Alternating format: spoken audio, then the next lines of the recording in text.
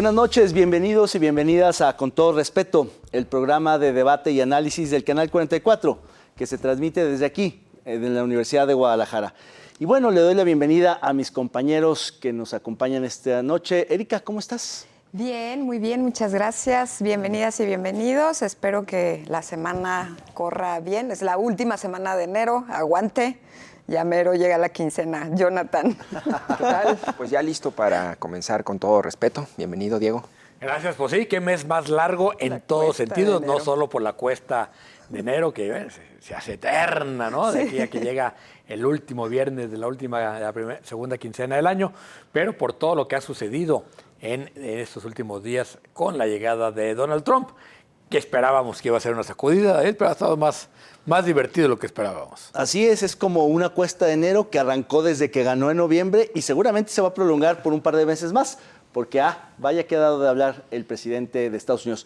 Y vamos a abrir, como siempre, con un post de la red X que dice lo siguiente. Luigino Braccia Roa dice, Trump respondió en su red social Truth, que además ya abrió la propia, bastante despótico y humillante, atacando a Petro por ser socialista y alegando que su decisión ha puesto en peligro la seguridad nacional y pública de Estados Unidos. Lo que recuerda mucho al decreto de Obama contra Venezuela, que en su momento hizo un conflicto, provocó un conflicto diplomático. Y un poco para entrar en contexto, lo que ocurrió el fin de semana fue básicamente una mini crisis diplomática entre el gobierno de Estados Unidos y el gobierno colombiano, donde el gobierno colombiano, el presidente Petro, se rehusó a recibir a los aviones militares que venían con deportados colombianos por el maltrato al que estaban sujetos, esposados, detenidos como criminales. Estos aviones tuvieron que dar la vuelta y en respuesta, de manera furiosa, el presidente Trump amenazó con imponer aranceles, con retirarles las visas a todos los funcionarios del gobierno colombiano y otras sanciones más. Petro tuvo que rectificar, tuvo que acceder y aceptar todas las condiciones del gobierno americano y eso puso fin a esta crisis y los aviones llegaron finalmente con los migrantes colombianos y no solo eso, sino que el propio Petro tuvo que enviar el avión presidencial para traer más migrantes colombianos. Creo que ese fue te digo Petro para que me escuchen los demás presidentes latinoamericanos porque un poco va a ser la tónica con la que se va a dirigir a otros mandatarios. Diego. Sí, a ver, yo creo que fue un error gravísimo de Petro. Acusó novatez, ¿no? Falta de oficio político. Era evidente que no iba a ganar esa batalla, ¿no? Es como el perrito que se pone bravo contra un perro grande y al primer ladrido sale chillando, ¿no? O sea, literalmente fue un ridículo. O sea, en Colombia, la cantidad de memes que están circulando sobre el ridículo y lo debilitaron, ¿no? Petro, y salió muy, muy débil, porque además, al día de hoy, no se habían restaurado la entrega de visas, seguía cerrada la entrega de visas, lo cual, lo que sabe perfectamente el presidente Trump es que eso le genera un problema interno a Petro en Colombia. Es decir, con eso no se juega socialmente, ¿no? Y me parece que fue un error. Si fue te digo, Petro, para que oigan los demás, fue el primero que se puso de modo para darle una zarandeada, ¿no? Ya hoy anuncian que sí habrá aranceles a partir del 1 de febrero, no está claro cuánto, General Motors ya habla de mover su planta, en fin, empieza a sentirse la era Trump. Sí. Erika, ¿tú cómo estás viendo? Pues mira, yo voto por dos cosas. Primero, creo que fuiste muy amable al decir mini crisis diplomática, me pareció un pleito de machos, ¿no? Ahí la verdad. Y segundo, pues alguien que le quite el celular al presidente Petro, porque tiene desde, ¿qué fue? El sábado o el domingo a las 3 de la mañana que puso ese tuit, a las 3 de la mañana que puso el primero, muchos, ¿no? Y después fue uno tras otro, hasta que si tú revisas el X Twitter hoy, no ha dejado de tuitear. Es impresionante, ¿no? Me parece, coincido con Diego, creo que quiso colgarse de esta imagen cuando vimos a migrantes brasileños llegar esposados, ¿no? y encadenados para decir que él jamás iba a recibir a sus compatriotas de la misma manera, pensando en los derechos humanos y demás, y terminó vapuleado por todas partes, ¿no? No sé tampoco si es un mensaje para los demás presidentes y presidentas de la región, un poco para que vean con qué talante, incluso diría hasta de Europa, ¿no? Para que vean un poco con qué talante. Pero esto de pensar que es porque es socialista también me parece ridículo. O sea, lo haría con cualquiera que tuviera de frente. El otro se despertó a las 10 de la mañana muy campante y vio que alguien le estaba echando pleito desde las 3. Alguien incluso en la prensa colombiana acusó que podría haber estado en estado inconveniente, cosa que detonó otros tweets al interior con la prensa colombiana, ¿no? Imagínese. Sí, efectivamente. Muy lamentable. Tú, como periodista, Jonathan, seguramente seguiste de cerca este manejo de redes sociales que pueden ahondar las crisis políticas, ¿no? Fíjate que yo sería muy cuidadoso en la lectura del conflicto diplomático. A mí me parece que le estamos comprando un triunfo a Trump. Trump, en un mensaje a través de la Casa Blanca, dice, se cumplieron todas nuestras condiciones. Yo pregunto, ¿qué parte de esas condiciones incluía regresarse, quitarle las esposas a los migrantes y que regresaran en condiciones, digamos, humanitarias? Esa foto que quería Trump no la obtuvo Trump. Me pregunto en dónde está el triunfo de Trump y la humillación a Petro. A mí me parece que hay una lectura, hay que ser cuidadosos, mediática, global, de que Petro, ¿no? fue vapuleado por Trump, cuando en realidad lo que pasó fue que la retórica de Trump se impuso como un triunfo cuando no fue así. A mí me parece que hay mucho de bluff en eso de los aranceles de Trump. Al final, en mi opinión, digamos, lo que yo vi y revisé, digamos, hasta vi la cita de Petro, dice, Colombia se respeta en aviones civiles, sin trato de delincuentes, recibiremos a nuestros connacionales. Lo recibió en avión presidencial, él dijo, voy a enviar el avión presidencial, sin trato de delincuentes. Esas fueron las condiciones de Petro y esas fueron las condiciones que se cumplieron. ¿En qué parte Trump ganó? ¿En qué parte Trump impuso a migrantes esposados y tuvo una foto como en el caso de Brasil? A mí me parece que hay que ser cuidadosos porque esa retórica de Trump es justamente la que él quiere imponer y la que está reproduciendo, digamos, como todos los medios globales, es decir, el país. Hubo pocos medios que destacaron esa otra posibilidad, ¿no? Ahí están, pues, lecturas distintas de un episodio, pues sí, complicado para América Latina. Y ahora vamos a ver otro post en la misma red X a propósito del discurso del presidente Milei en el Foro Económico Mundial de Davos, Suiza. Dice que es la ideología woke y el wokismo, el término que atacan Milei, Trump y Musk. Ciertamente muchos no estaban enterados de lo que esto significaba, pero a partir del embate tan frontal de estos personajes y otros más de la ultraderecha, del conservadurismo, pues el wokismo se ha puesto sobre el centro de la discusión y le han dedicado muchísimo el esfuerzo, muchísimo tiempo, muchísima dedicación. El discurso de Milei me parece que no tiene desperdicio, precisamente porque trata de atacar todo el tema de derechos humanos, de ecologismo global, de cambio climático, desde todos los ángulos. Es impresionante esta, digamos, embestida desde este tipo de polos muy particulares. ¿Tú cómo lo estás viendo, Erika? Pues mira, yo creo que Milei ha pasado del discurso al ejercicio de facto.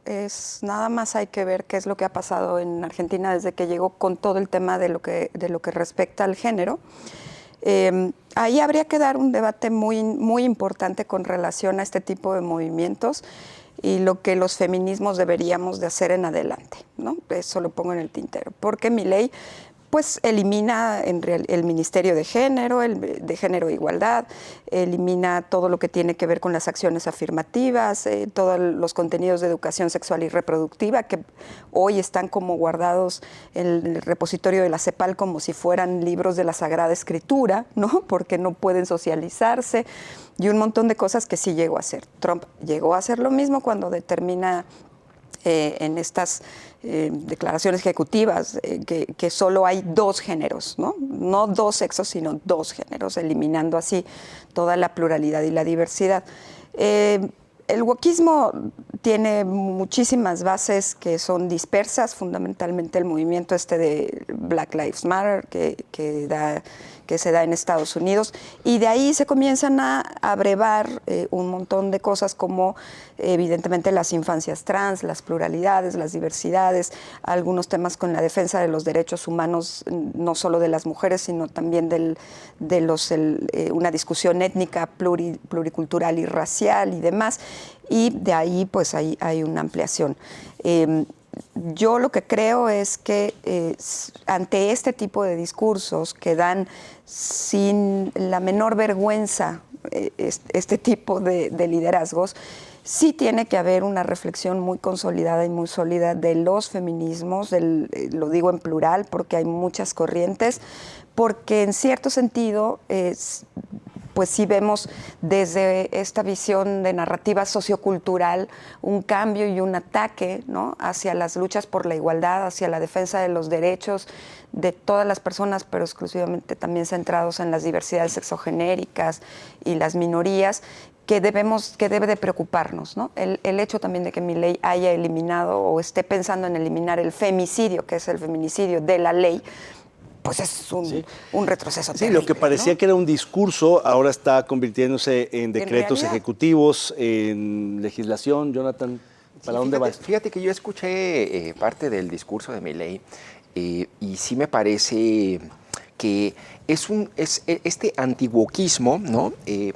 La ultraderecha o todos estos neopopulistas lo que intentan un poco es reducir el debate a un asunto de esta especie de buenismo que representa el wokismo en alguna manera, que es un poco reducir el asunto o la discusión es toda una cuestión de identidad de género, exclusivamente es una cuestión racial, cuando en realidad, digamos, el gran debate debe ser sobre el sistema en el que estamos viviendo, capitalista, que se está acabando el medio ambiente, que está acabando con los recursos, debe ser sobre el derecho a la vivienda, sobre los grandes valores de la izquierda y, digamos, las causas sociales. Y a mí me parece que esto que hacen Trump es poner de moda, bueno, ya era más o menos una tendencia, pero esta expresión wokismo, ¿no?, reduce en la manera como ellos lo usan toda la discusión y todo el debate y la problemática de una sociedad a un asunto de identidad y de igualitario, ¿no? Es decir, claro, como si fuera un mismo saco. Exactamente, todo, ¿no?, cuando en realidad son otras cosas. A mí me encantó, digo muy brevemente, un mensaje de Sanders, de Bernie Sanders, después de la toma de protesta de Trump, ¿no? Y él decía, a mí lo que me asusta no es lo que dijo Trump, eso ya sabía que lo iba a decir. Lo que me asusta es lo que no dijo, ¿no? Dice, no habló del derecho a la vivienda, hay 40 millones de estadounidenses sin derecho a la vivienda, no habló de nuestro sistema de salud carísimo. Esos son los debates, ¿no?, claro, que se tendrían que estar dando y no esto que hace Milei como una faramalla en Davos, ¿no? Diego. A ver, dos temas claves. Uno, que lo haya dicho en Davos, en el foro económico, me parece que lo que conforma ya es una nueva ideología o una nueva visión económica donde los derechos son un costo del Estado. Entonces hay que aniquilar los derechos para reducir al Estado. Me parece que eso es gravísimo y que sí es una posición que está ganando. Podemos decir si hubo una exageración del wokismo, no. Eso me parece que es lo menos trascendente. Lo que creo que es una filosofía económica antiderechos y me parece que eso es muy delicado. Y la otra es que evidentemente que Milei está absolutamente arropado ahora por Trump, ¿no? Se siente fortalecido porque están, digamos, generando esta nueva identidad fascistoide, ¿no? La nueva derecha, que lo primero que está haciendo es combatir justamente a estas minorías que son objeto de persecución por raza, por sexo, por forma de pensamiento, en fin, algo muy parecido al como inició el fascismo en los años 30. Claro, minorías incómodas, en fin. Vamos a hablar mucho de este tema porque ciertamente surge una corriente, van por unas minorías que encapsulan en una sola canasta y sobre todo está en juego los derechos y muchas de las aspiraciones de Occidente. Volvemos en un momento, estamos en Con Todo Respeto.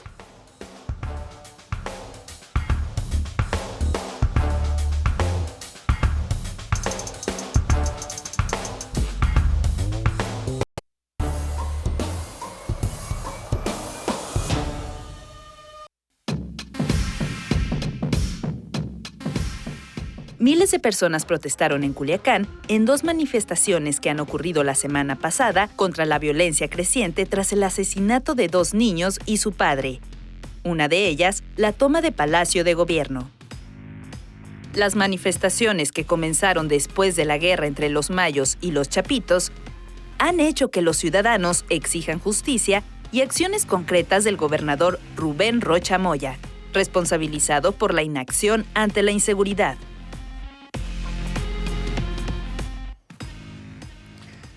Hay muchos gobernadores de la 4T en problemas, pero ninguno como Rubén Rocha Moya, el gobernador de Sinaloa, que después de que inicia esta guerra entre los sucesores del Mayo y los sucesores de El Chapo, en Sinaloa, que lleva ya 1,000 desaparecidos, 800 personas fallecidas en cuatro meses de guerra, el gobernador dice que no va a renunciar. La manifestación se originó porque un padre de familia con sus 2 hijos circulaba en la calle, lo confundieron, según la propia versión del propio gobierno, porque traía vidrios polarizados y eso bastó para que mataran a los 3.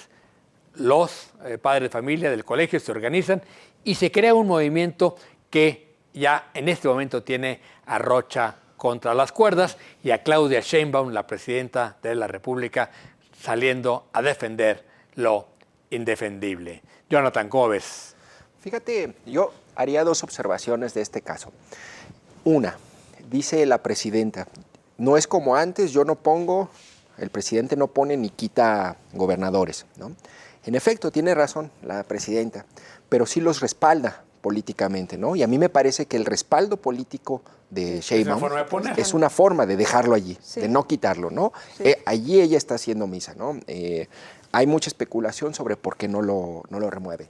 Y la otra, que es una lectura como más, digamos, estructural, yo me quedé pensando después de ver esto, después de ver al Temo, ¿no? Al Cuauhtémoc Blanco y el desastre que fue en Morelos, de ver a otros gobernadores, Cuitláhuac, yo creo que por fin se ve en qué parte va a empezar a hacer agua Morena.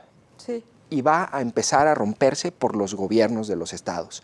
Los malos gobiernos estatales le van a dar en la torre a Morena, porque el gobierno federal no es suficiente para sostener la credibilidad, la popularidad y el arrastre que tiene el partido, es decir, no le va a alcanzar, y si no hace algo la presidenta, Morena, por allí es por donde puede entrar, digamos, un proyecto político distinto. Los gobernadores estaban muy sometidos por López Obrador, todos habían sido puestos por López Obrador, todos giraban en torno a ese liderazgo, no es el caso de Claudia Sheinbaum.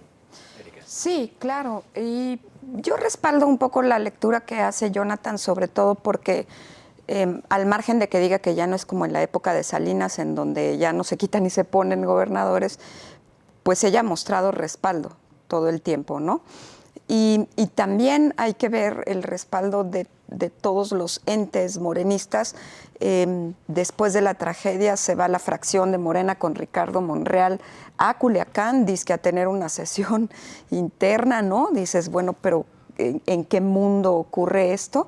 Luego te vas enterando de que uno de los hermanos de Monreal trabaja en el gobierno del estado, ¿no? En una secretaría, otro más, y por tanto, pues amiguis aquí indisolubles. De mucha valentía destaco yo el papel de la sociedad civil organizada, que tiene mucho que reflexionar, ¿no? Creo que ahí la propia sociedad y quienes los han venido tratando de organizar en cierto sentido, que no hay una cabeza visible, sino que hasta el momento ha sido todo pues detonado por ciertas crisis, ¿no? Y ciertos actos lamentables como el de estos niños. En principio hacen una reflexión, introspección sobre, pues esto está así porque también socialmente lo encubrimos, ¿no? O lo aceptamos, o de alguna manera fuimos cómplices a través de nuestro silencio. Una gran reflexión que tiene que dar la sociedad de Sinaloa. La segunda, diría, Diego, es que es una sociedad que sí tiene que creer que es capaz de tumbar al gobernador, ¿no? Porque está a centímetros de hacerlo a partir de que se dé un cambio en la ley para que haya la solicitud de revocación de mandato o no, hasta donde entiendo, ¿no? Y está ese paso, porque además no solamente fue la manifestación organizada en donde llegaron a Palacio y lo destrozaron, la del domingo. Hoy se esperan otras movilizaciones justo en la final de béisbol con el estadio de los con el juego de los tomateros y los charros. Ojalá ganen los charros, ¿no? Pero se espera una manifestación de que todo mundo vaya al estadio a gritar fuera Rocha. Es decir, la gente está organizándose ya en esta lógica de sí podemos sacarlo, pero creo que sí es importante esa reflexión a la que han llamado sobre qué tan cómplices desde nuestros silencios hemos sido, ¿no? Y es que esa es la otra del discurso de la presidenta, igual que el observador, dice que todo esto se debe a la detención del Mayo ilegalmente por Estados Unidos. Pero esa es la gota que derrama, digamos, una violencia mucho más profunda que lo que ha aparecido ahora en Sinaloa. Claro, esto no empezó con la detención del Mayo, viene de mucho tiempo atrás. Sinaloa ha sido uno de los estados más violentos y más ingobernables del país y esto solo agudizó la crisis. Me parece que efectivamente el hecho de que la presidenta lo respalde por razones que no comprendemos, hay una cierta obstinación, hay una especie ya de obsesión de que ahora no me lo quitan porque eso sería, creo, un signo de debilidad. O sea, la presidenta lo está leyendo como si eso fuera un golpe a su propio gobierno, cuando en realidad le está generando un costo político enorme a su gobierno. Por el lado de la sociedad civil, yo creo que el hecho de que pudieran manifestarse, se atrevieran a manifestarse de esa manera, habla de una valentía, de un valor y de un hartazgo y de están hasta muy hastiados, porque de otra manera es difícil pensar que se pudieran manifestar con esa situación de violencia. Es decir, es arriesgadísimo salir a marchar, a protestar, como está ocurriendo en Sinaloa. No es lo mismo hacerlo en la Ciudad de México, en Guadalajara o Monterrey, que son relativamente seguras las marchas. Ahí quiere decir que los niveles ya de hartazgo están desbordados. Claro, claro. Y me parece que independientemente de las salidas jurídicas, políticamente es insostenible Rocha y hoy se va a convertir en un obstáculo para Morena, para el gobierno de la presidenta y para el propio Sinaloa. Rocha, que es un personaje muy curioso porque fue rector de la universidad. Sí, ¿no? bueno. Hay que recordar que este vínculo con Monreal tiene que ver también con que fue el vicecoordinador de la Cámara de Senadores cuando el coordinador de la bancada, cuando el coordinador era Monreal, en el sexenio pasado, es decir, los primeros 3 años convivieron ahí, es decir, es alguien que tejió mucho políticamente, estuvo en los gobiernos priistas, ¿no? Toda la vida. Claro. Como asesor, como funcionario, es decir, un personaje de la vida pública de Sinaloa, pero que acaba involucrado por el Mayo en aquella famosa carta donde dice justamente que él iba a una reunión donde le había dicho que lo citaba el gobernador. Sí, claro, es que ahí está algo, fíjate, dio una declaración Rocha Moya diciendo cosas lamentables. La primera es que el pueblo quita, los gritos no. No, bueno, o sea, bendita sensibilidad. Pero la segunda fue, la gente tiene que entender que el enemigo común es la delincuencia, no el gobierno.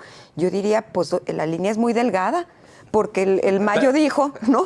Que usted estaba citado a una sesión. El guardaespaldas del Mayo era un ministerio público de la Fiscalía en funciones del Estado. ¿Sí? Y pero que en fue funciones, asesinado, ¿no? Porque el otro era un ex policía de Sinaloa, bueno, vamos a decir, policía de Javier Bando, ¿no? El otro cobraba en el gobierno del Estado por cuidar al Mayo, ¿no? Entonces, la implicación es terrible, ¿no? Entonces, ¿de qué línea habla, no? O sea, ¿qué separación hay? La línea es muy delgada cuando él está en Independientemente de que eso. tenga una implicación en todo este rollo, la verdad es que ya tendría que entender que él ya se le acabaron las horas, que estorba más de lo que ayuda, que ya no puede hay voces resolver. De la 4T que empieza a decir, el artículo de ayer de Gerardo Esquivel, que sigue siendo las voces sensatas de la 4T, ¿no? Diciendo, hazte un lado, costado, ¿no? Haz un paso al costado, gobernador. Creo que por ahí va a empezar la presión, más que por el lado de la presidencia. Pero bueno, ¿qué les parece si vamos a el resbalón de la semana? Esta semana vamos a ver un cartón, por supuesto, de Cucho. De hecho, creo que no es de Por supuesto. perdón, no, es de Chelo, no de Cucho. Pero justamente lo que hablábamos, ¿no? De las interpretaciones de cada quien. Trump dobló a Petro, Petro dobló a Trump. Cada quien escribe lo que quiere. Me parece interesante la lectura que hacía Jonathan. Pero bueno, hay unos más doblados que otros en este cartón. ¿El cartón es de Chelo Sí, o Chulo? sí, de Chelo. Chavo, Chulo. o Chelo. Chavo. ¿Chavo? No sé, bueno. No, Sí, Chelo. bueno. No, es otro no trazo. sé. Pues es un nuevo cartonista que se introduce. Chelo, sí es Chelo, Lo ¿ves? acabamos de fichar. Lo acabamos de ¿Lo fichar. acabamos de fichar? Ahí está. Pues sí, pero lo que es cierto es que la temporada de dobladillas de Espinazo parece que vendrá fuerte, vendrá fuerte. Así es, pues apodarle, ¿no? A las cosas, de modo, así nos tocó. Así nos tocó vivir. Pues sí. Bueno, pues bueno, vamos a un modo. corte. Regresamos con todo respeto.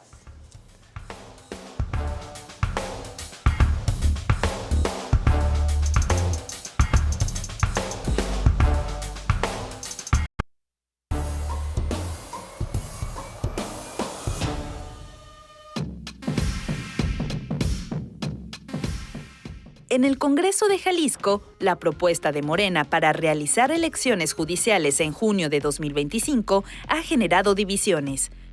Morena, junto con sus aliados Futuro, PT y Hagamos, apoya la reforma que propone elegir a la mitad de los 180 jueces y 34 magistrados en los 125 municipios del estado. Por otro lado, Movimiento Ciudadano, PAN y PRI consideran inviable esta iniciativa debido a limitaciones de tiempo y presupuesto. José Luis Tostado Bastidas, coordinador de MC, argumenta que no existen las condiciones técnicas ni financieras para llevar a cabo este proceso en la fecha propuesta. Así es, pues a MC le conviene patear el balón, irse al 2027 con la elección del 100% de los juzgadores, mientras que a Morena y aliados les conviene ir ahora con la mitad de los juzgadores como la mitad de los estados.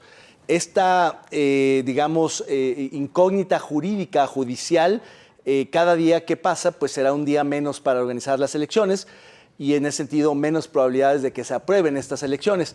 Hay algunos estados como Campeche, morenista, que se definió por ir a elecciones, pero hasta el 27. Dijo sí, pero todos hasta el 27. Otros estados de manera más interesante, como el Edomex, han dicho que van a ir a elecciones con las vacantes, más o menos el 10%. Y hay todavía 14 estados de la República que no definen y que de facto seguramente no irán a elecciones este año porque precisamente pues, podría haber complicaciones de recursos, de financiamiento y demás. ¿Tú cómo lo ves, Diego? A ver, no creo que haya condiciones para organizar una elección local de aquí a junio. Eso está prácticamente imposible, no solo financieramente, sino técnicamente. Es decir, habría que hacer las leyes, la reforma constitucional, las leyes secundarias Claro. y estar de acuerdo. Y me parece que el proceso que ha abierto el gobernador Pablo Lemos, que invitó a Arturo Zamora, están los universidades y las ONGs representados con Jalisco Como Vamos, con Augusto Chacón, están los mismos jueces y magistrados en sus asociaciones discutiendo cuál debe ser la mejor propuesta. Y me parece que sí hay manera de ganarle un poco a lo que es de facto una aberración, que es ir a una elección de jueces y magistrados. ¿Cómo aseguramos que esa elección lleguen los mejores posibles? Que me parece que eso es lo que está pasando con los jueces federales, ¿no?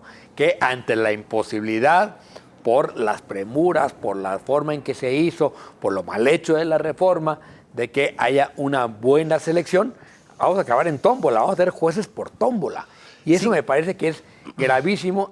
Y sí, yo estaría totalmente de acuerdo en la postura de posponer. En este caso, de PRI-PAN-MC en Jalisco, de posponerla. Creo que Morena, Futuro, Hagamos, lo que están haciendo es hacerle caldo gordo a Morena. No están pensando, reflexionando en lo que implica hacer esta elección para junio. Claro, estas mesas de consulta y el nombramiento de Zamora van a llevar un poco al límite la armonización de la reforma, pero sin las elecciones.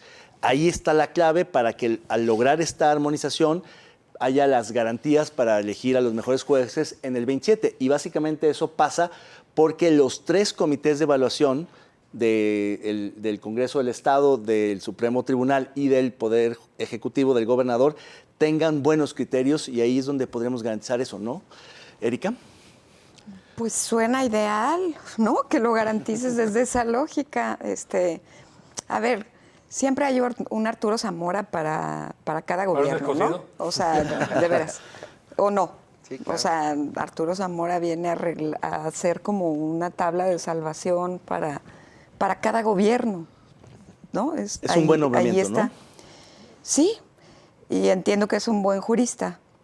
Entonces, bueno, habría que socializar un poco más la manera en la que piensan llevar a cabo la famosa consulta. Hasta donde yo sé, no han comenzado con esa. Tendría que haber una planeación, un diseño metodológico, algo que nos permitiera saber cómo es que van a discutir esa propuesta y después cómo la socializan con las y los legisladores, que para hacerlos entender es más difícil todavía, ¿no?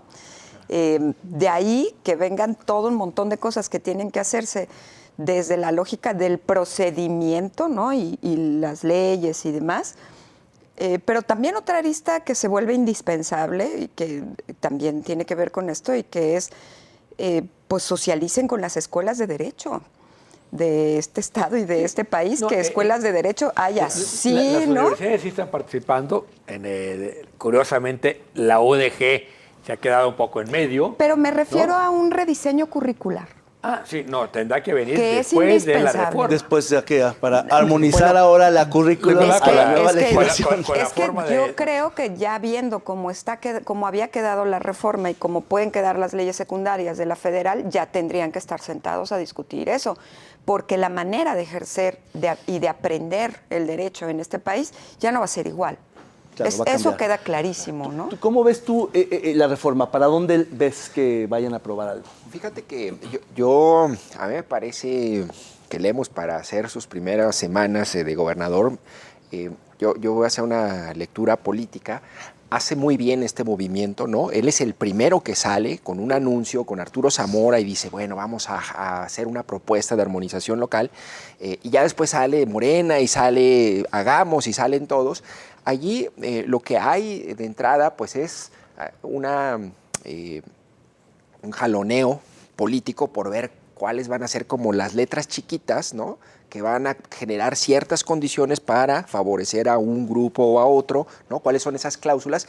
A mí me gustaría mucho saber, dentro de la reforma federal, lo que te permite hacer a nivel local al legislador, qué aspectos son realmente los que van a estar en disputa entre los diferentes partidos. Es decir, porque evidentemente la propuesta del gobernador y la propuesta de Morena y de cualquiera, pues va a tener como cierta tendencia, en mi opinión, ¿no? A generar condiciones favorables para sus grupos, para sus intereses. Sabemos que hay ahí un poder y un control del Ejecutivo muy fuerte al Poder Judicial, ¿no? Entonces, a mí me parece que ahí se va a dar un debate interesante y habría que ver, ¿no? Hasta qué punto se va a poder negociar una propuesta de origen de Lemus, qué cambios van a hacer los partidos si es que pueden armarse en bloque en una votación, y la rebatinga política es la que me parece que primero habrá que sortear esa ventisca, ¿no?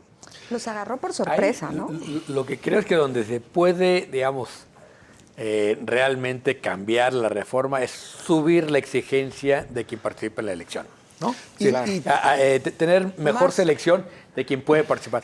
De ahí en más, me parece que la forma de la boleta, vimos ya la federal, que es una cosa verdaderamente Pero horrorosa. creo que una cosa es la elección, que esa yo creo que se pospone al 27, y otra cosa son las demás instituciones, donde también hay mínimos y se le puede subir la vara, como en el Consejo, lo que era la Judicatura, que ahora va a ser el Consejo de la Disciplinario, justamente para evitar el manoseo de político, cambiar jueces, ¿no? de alterar turnos. Entonces, ¿cómo eliges a esos?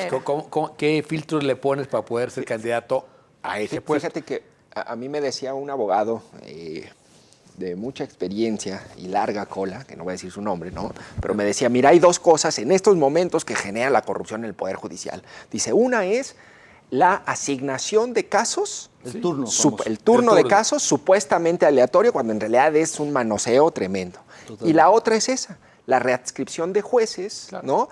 porque de repente le dicen, oye, o fallas a favor de esto O te o vas te mando a por otro la plan. Ahí, ¿no? si tú eliges a los por jueces supuesto. Claro. por distrito, ¿sí? Entonces, evitas eso, que los vayan a mover, ¿no? El problema es que en muchas plazas le vas a dejar literalmente al jefe de plaza la elección.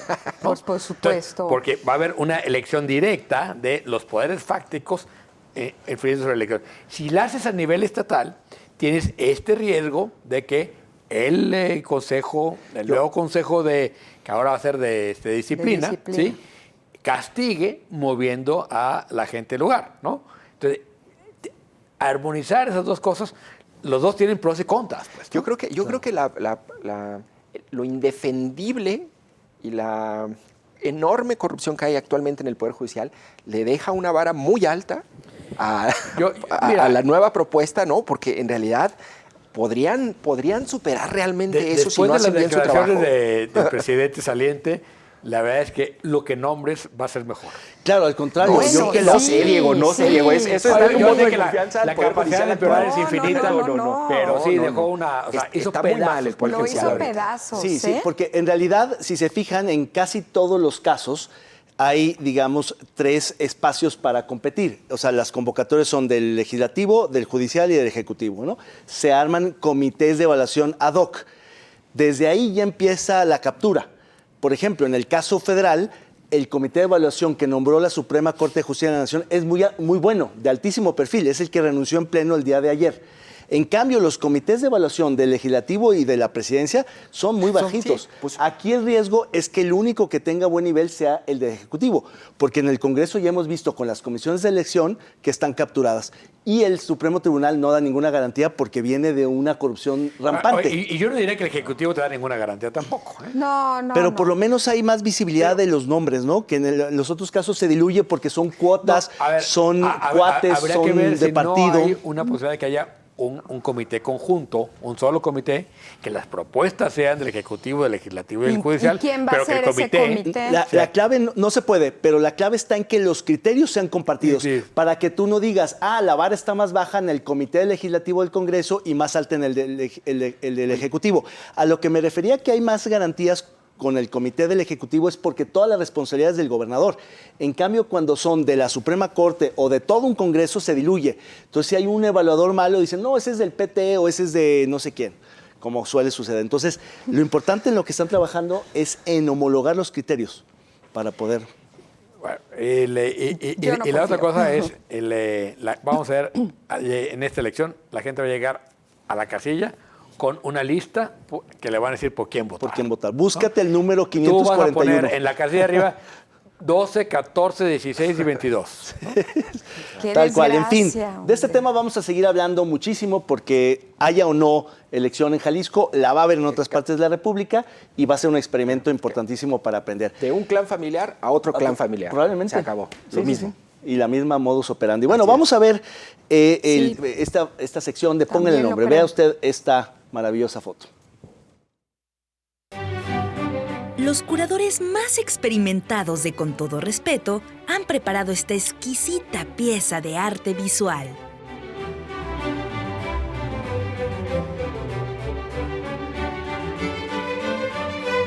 Usted, póngale el nombre. Pues ahí está, la primera dama de Estados Unidos vestida de Claire Underwood, como la serie de House of Cards. ¿Qué nombre le pondrían, colegas? No Yo sé. le pondría intercambio de cartas, como le dijiste en su momento. Pues sí. House of Trump.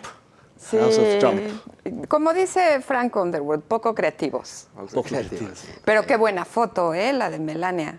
Maravillosa. Claro, Es- bien es producida. sí, claro, por Claro. supuesto, pero tiene todo un mensaje, ¿no? Les encanta, están fuerte. fascinados con Están eso, claro. fascinados con Sí, hacer eso. fascinadísimos. ¿Qué tal el juego que le han dado al sombrerito? hijo?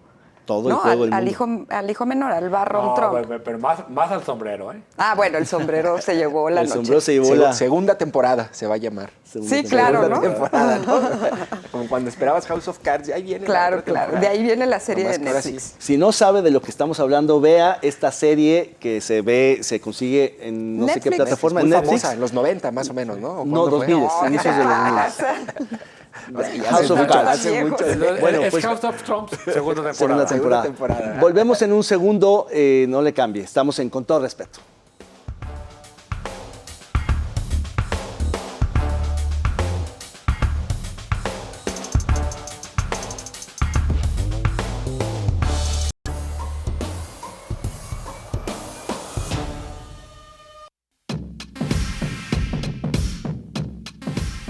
Durante su reciente gira por Oaxaca, la presidenta Claudia Sheinbaum anunció el envío al Congreso de la Unión de una iniciativa de reforma constitucional para proteger el maíz mexicano.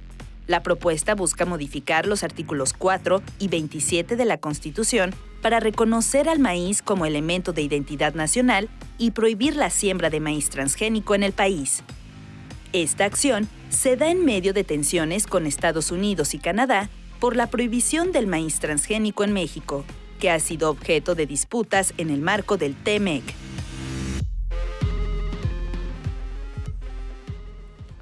Sumamente polémica ha resultado esta iniciativa constitucional, ¿no? Ahora todo hay que meterlo en la Constitución, como si meterlo en la Constitución significara que eso cambia el estado de las cosas. El gran problema con el maíz transgénico es que cuando este contamina a otros maíces criollos, las empresas empiezan a querer cobrar. Por otro lado, en la disputa en el TLC, México fue absolutamente derrotado porque no pudo demostrar científicamente que el maíz transgénico tuviera un efecto sobre la salud de los humanos. No hay un solo estudio que lo pruebe.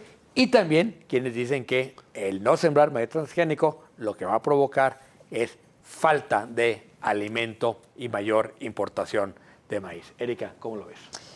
Pues más claro ni el agua, ¿no? Lo que dijo Diego, yo creo que es un acto propagandístico, ¿no? Esto que anunció en Oaxaca. No diría nada más, me parece, no sé si sigue viva la controversia que tienen abierta con lo del tratado, ¿no? El Telcán. México ya perdió. Ya falló. Ya falló y es lo que mencionó Pero Diego, van a ¿no? apelar eternamente. Mientras no haya un estudio científico que compruebe lo que ustedes están diciendo por lo que rechazan al maíz transgénico, pues no hay otra posibilidad. Entonces, yo creo que es llamarada de petate, pero ahí pues los legisladores de Morena, ese tipo de cosas son las que quieren meter a fuerzas, Bueno, ¿no? Rubén Rocha dijo, maíz transgénero, ¿no? Ese wok. Es un wok. Ese wok. A mí me parece que es como de esas batallas de antemano perdidas que Pues sí. siguen insistiendo porque les da identidad. Creo que es una especie de reivindicación de una discusión muy rebasada, es así, digamos, muy wokista en el sentido milenista, pero que no van a ninguna parte. En realidad, cada vez está más estandarizado el tema en el mundo, demostrado científicamente que no hay ningún daño al consumo. Y creo que la soberanía se mezcla también con otro tema muy interesante, porque el de la soberanía alimentaria no tiene que ver con el maíz transgénico criollo, sino con la capacidad de plantar y de producir un montón de otros alimentos que sí te pueden dar más estabilidad al consumo masivo general del país. Y no solamente del maíz, que es emblemático, que tiene una historia, que es culturalmente significativo. Entonces me parece que son de esas cuestiones que busca la presidenta cuestionar, darle identidad, pero que no tiene ningún sentido. ¿Sin país no hay maíz? Fíjate que no sé si yo soy muy romántico, pero yo no quiero maíz transgénero en mi, en mi mesa. A mí me parece que lo que hay de fondo... ¿A qué precio lo quieres? No, pues yo no quiero ningún tipo de maíz transgénico, Sí, pero, ¿no? okay.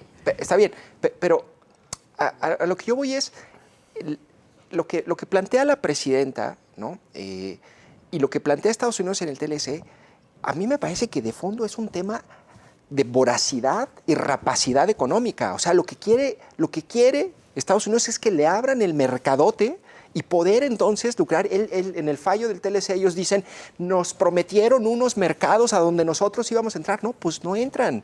A mí me parece que esta cuestión se demostró científicamente, digamos, habría que revisarlo, pero a mí me parece que sí hay como... bueno, y por otro lado también los intereses económicos en México, es decir, estoy seguro que Minsa está muy De- feliz con de esta decisión, ¿no? Altagracia. Que preside Altagracia Gómez, que es aliada de la presidenta. claro, es decir, ¿no? pues sí. Es decir, están alineados Mensa y intereses Maseca. económicos. Y Maseca, Sí, claro, claro. ¿no? Porque imagínate si entra el maíz transgénico. Entonces, a mí, pero digamos, será un poco ese romanticismo. A mí me parece que es una medida que yo respaldo. Yo creo que al que hay que proteger es al agricultor. También, Así bueno, sí, es, pues sí. empezamos a hablar por las criaturas, Cuando, claro. No, es que... porque Plante lo que plante, ¿no? Todos los maíces finalmente Claro. son transgénicos, o sea, del maíz. Sí, pero no alterados sí. en probeta, ¿no? No, alterados por la selección natural. Natural, que ha hecho pero no genéticamente. Pero es una selección no natural, es una selección hecha por el hombre. Sí, que sí. lo hagas en el laboratorio o lo hagas en la mesa, ¿no? Me parece que no hay... o sea, Genéticamente, finalmente, como hay esa es una la palabra. selección natural de la mejor calidad de la semilla. Eso se ha hecho toda la vida y por eso pasamos de unos elotitos así a las mazorcas que hoy tenemos. No creas que fue por obra del Espíritu Santo. Claro, o sea, que también hay una doble moral ahí. Me has desengañado. sí hay una doble moral. Del dios del maíz. Y por Sí. otro lado, yo lo que sí creo es que hay que proteger que estas empresas como Monsanto, ¿sí? Claro, que es lo luego, que quieren. Sí. tu maíz es, digamos, Mi pagar derechos, ¿no? sí, tienes que pagar derechos porque resulta que se mezclaron los maíces porque están en parcelas conjuntas, ¿no?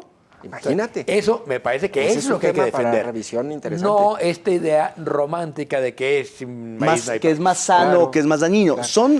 Son estudios inconcluyentes que no dicen que no te afecta, pero tampoco que Voy- te afecte. Es voy a decir, investigar, pero- es un poco la evolución natural.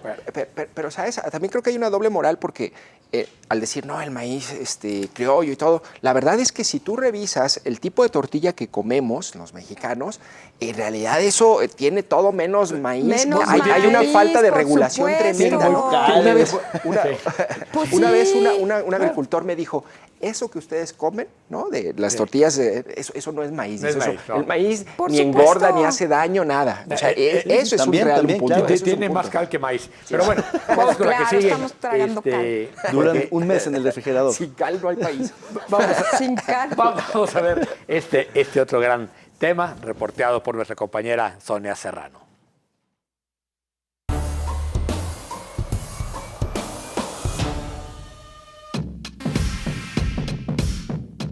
Una investigación de Sonia Serrano para NTR Guadalajara reveló irregularidades en el manejo de recursos públicos durante la gestión de Daniel Espinosa Licón 2021-2024 al frente del Supremo Tribunal de Justicia de Jalisco. Los gastos incluyen viajes internacionales, remodelaciones de oficinas, comidas, seguros médicos y pago de multas de tránsito.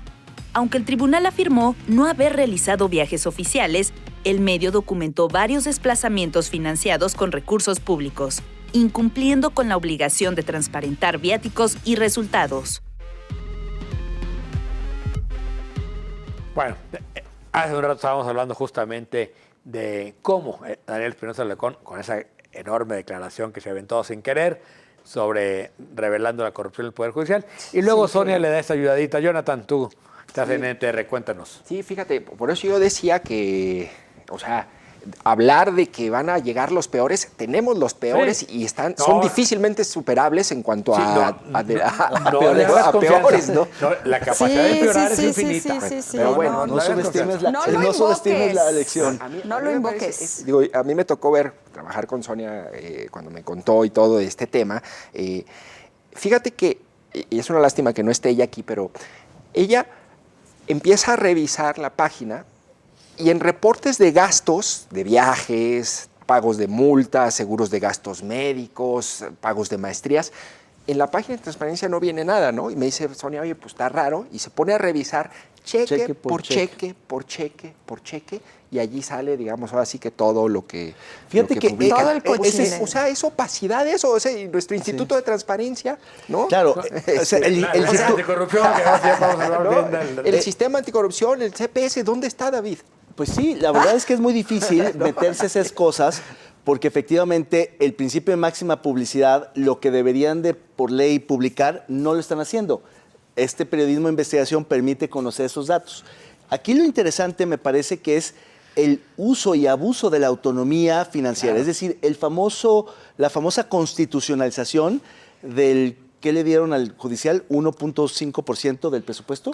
Sí. Eso, Barote. en realidad, que parecería para defender la autonomía y la división de poderes, en realidad se puede usar, como en este caso, para tener absoluta discrecionalidad y opacidad en los gastos.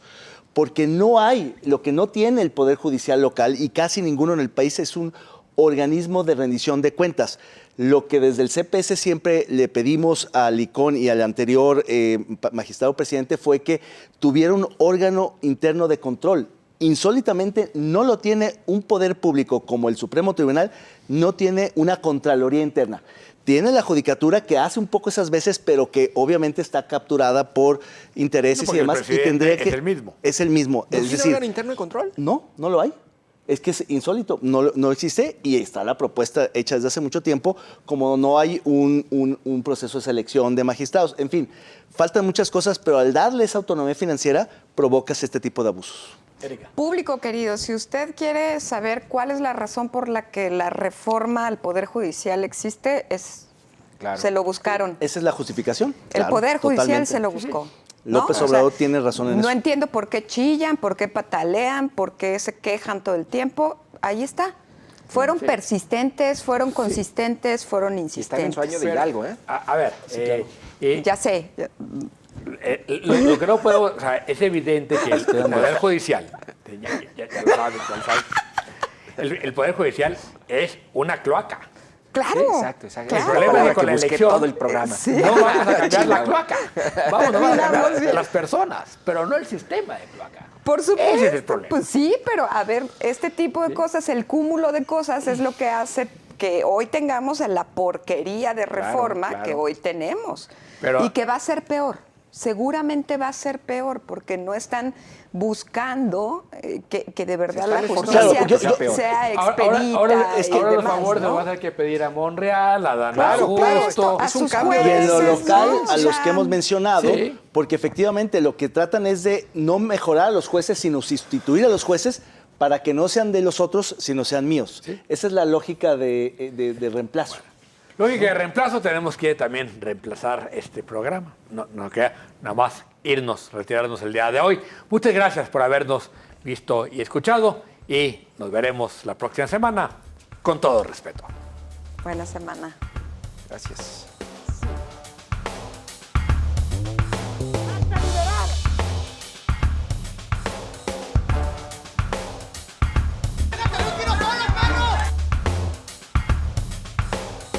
We need strong borders,